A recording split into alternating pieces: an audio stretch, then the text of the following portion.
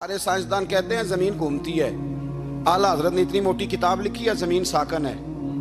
فرماتے تھے ہم جیسے مرضی سائنسدان کہیں کہ آپ نے دلائل دی ہیں۔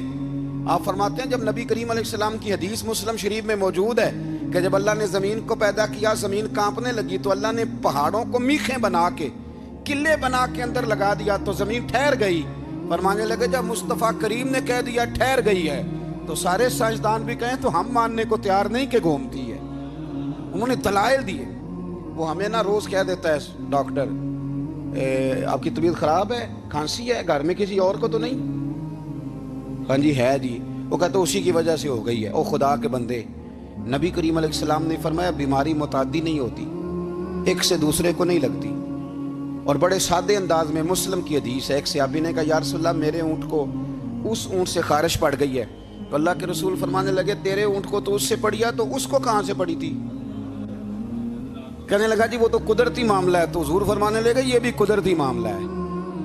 اب ہمیں جو مرضی، اعلیٰ حضرت کے زمانے میں لوگوں نے کہا کشش ثقل ہے، زمین اپنی طرف چیزوں کو کھینچتی ہے۔ دلیل کیا ہے؟ وہ کہنے لگے جی سیب گرتا ہے تو زمین پہ، آم گرتا ہے درخت سے تو زمین پہ، امرود گرتا ہے تو، انار گرتا ہے تو زمین میں کشش ہے، کھینچ لیتی ہے۔ اعلیٰ حضرت فرمانے لگے شاباش، سائنسدان جو کہیں گے ہم مانیں گے۔ فرمانے لگے زمین نے آدھا کلو کا سیب کھینچ لیا ہے، 1.5 پاؤ کا انار کھینچ لیا ہے، پر ہم نے غبارے میں 1.5 چھٹانگ ہوا بھر دیا، وہ تو زمین سے کھینچا نہیں گیا۔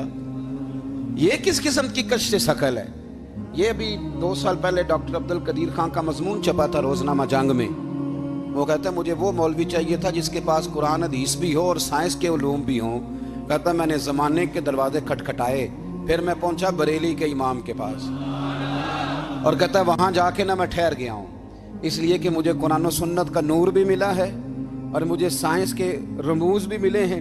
یہ واحد شخص ہے جو دین کو سائنس کا پابند نہیں کرتا بلکہ سائنس کو مدینے والے کا غلام بناتا ہے، مدینے والے کا غلام بناتا ہے۔ تو اعلیٰ حضرت فرمانے لگے عجیب فلسفہ ہے نا جی، آم کھینچ لیا اس نے، سیب کھینچ لیا، امرود کھینچ لیا، پر اس سے 1.5 چھٹانگ والا غبارہ۔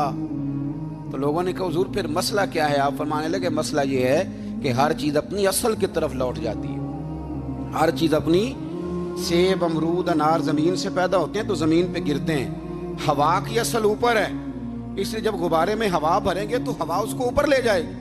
ہاں جب اس سے ہوا نکل جائے گی تو پھر غبارہ جو جس کی اصل ہوتی ہے ادھر لوٹ جاتا ہے۔ انسان مٹی سے بنا ہے تو جاتا کہاں ہے؟ مٹی نہ تے مٹی رہنا ہی۔